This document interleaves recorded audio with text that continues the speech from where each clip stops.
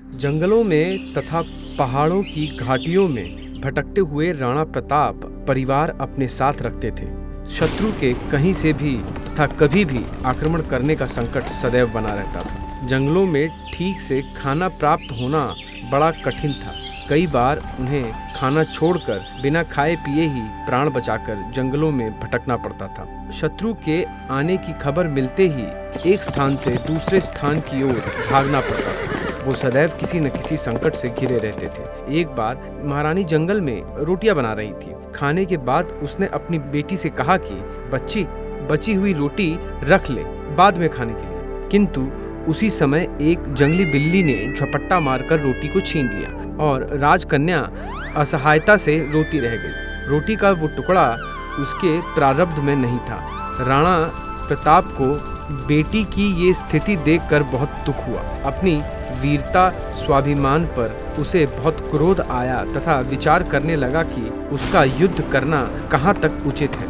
मन की इस दुविधा स्थिति में उसने अकबर के साथ समझौता करने का मन बना लिया। पृथ्वीराज अकबर के दरबारक का एक कवि जिसे राणा प्रताप बड़ा प्रिय था, उसने राजस्थानी भाषा में राणा प्रताप आत्मविश्वास बढ़ाकर उसे अपने निर्णय परावृत्त करने वाला पत्र कविता के रूप में लिखा। पत्र पढ़कर राणा प्रताप को लगा जैसे उसे 10,000 सैनिकों का बल प्राप्त हुआ।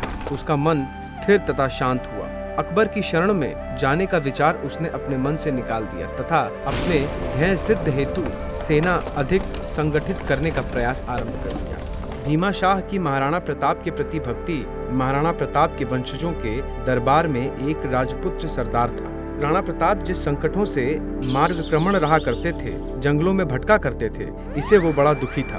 उसने राणा प्रताप को ढेर सारी संपत्ति दी जिसे वो 25,000 की सेना 12 वर्ष तक रख सकते थे। महाराणा प्रताप को बड़ा आनंद हुआ एवं कृतज्ञता भी हुई। आरंभ में महाराणा प्रताप ने भीमा शाह की सहायता स्वीकार करने से मना कर दिया, किंतु उनके बार बार कहने पर राणा प्रताप ने संपत्ति स्वीकार कर ली। भीमा शाह से धन प्राप्त होने के पश्चात राणा प्रताप को दूसरे स्थानों से भी धन की प्राप्ति होने लगी। उसने सारा धन अपनी सेना का विस्तार करने में लगा दिया तथा चित्तौड़ छोड़कर मेवाड़ को प्रस्थान कर गए। महाराणा प्रताप की मृत्यु हो रही थी, तब वो घास के बिछौने पर सोए थे, क्योंकि चित्तौड़ को मुक्त कराने की उनकी प्रतिज्ञा पूरी नहीं हुई थी। अंतिम क्षण उन्होंने अपने बेटे अमर सिंह का हाथ अपने हाथ में लिया तथा चित्तौड़ मुक्त करने का दायित्व उसे सौंपकर शांति से परलोक सिधार गए। क्रूर बादशाह अकबर के साथ उनके युद्ध की इतिहास में कोई तुलना नहीं। जब लगभग पूरा राजस्थान